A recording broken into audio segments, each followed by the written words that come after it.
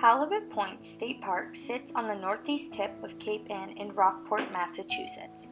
Originally called Halibut Point during the 17th century due to its location, a spot where the prevailing wind currents tend to shift, indicating that sailors should haul about their sails, this beautiful coastline state park has a view that stretches from Cranes Beach in Ipswich to Mount Angamanicus in Maine and the Isle of Shoals in New Hampshire.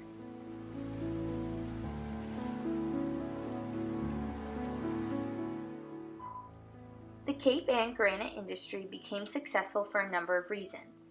The fine quality of the granite quickly attracted the attention of builders all along the eastern seaboard. As word spread, the granite was regularly shipped throughout the world. Cape Ann's location allowed for quarries to be set up close to shore so that the granite blocks could be shipped by boat. This was important in the early days when railway service was non-existent. Despite the advantage, it was the rugged character, ingenuity, and perseverance of the people of Cape Ann that made quarrying successful. The men worked year-round in the quarries, and before steam engines and drills became available in the 1850s, most of the work was done by hand or by teams of oxen. The accumulation of granite from quarries dug deep into the earth was a thriving industry on Cape Ann that led the people of a small section of Gloucester, known as Sandy Bay, to break off and become their own town, now known today as Rockport.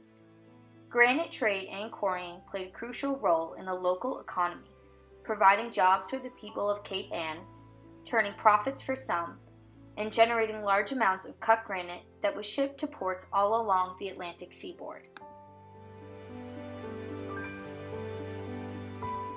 Granite quarrying started slowly in this region in the late 18th century with small operations varying across the rocky terrain. Construction at a fort at Castle Island in Boston Harbor in 1798, followed by a jail in nearby Salem in 1813, jump-started the granite business on Cape Ann. During the 1830s and 1840s, the trade grew steadily.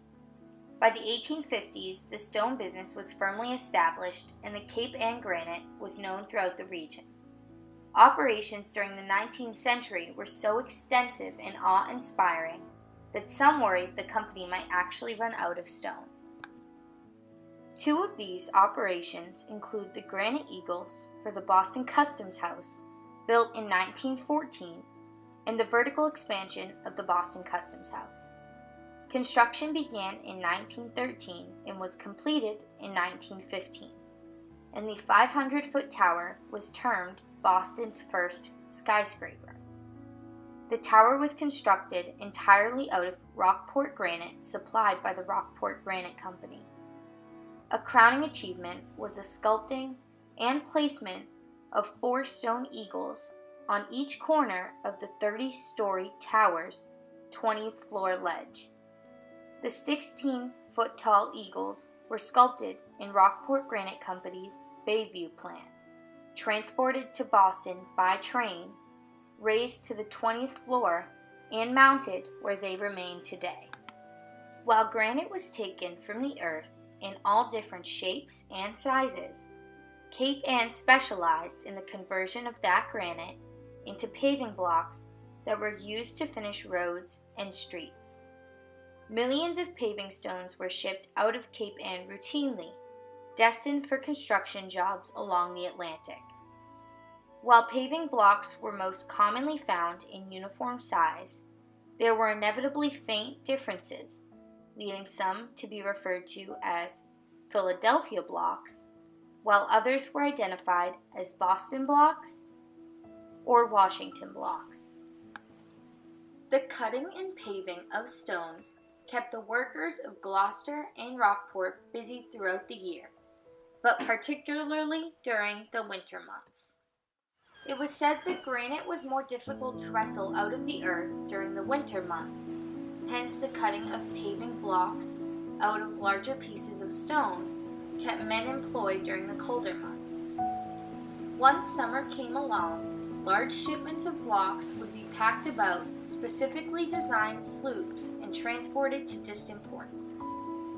A newspaper article from an August 1879 edition of the Cape Ann Advertiser gives a sense of the quantity of blocks workers could produce over the winter months and also the range of places Cape Ann paving stones were shipped to in the years following the American Civil War.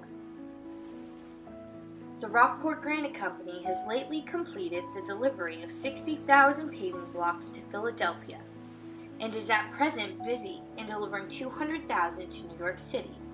The company is also furnishing a large quantity of wharf stone for the South Boston Flats improvement. The Pigeon Hill Granite Company is also busy on various contracts, and the feeling is beginning to prevail that the stone business is coming up.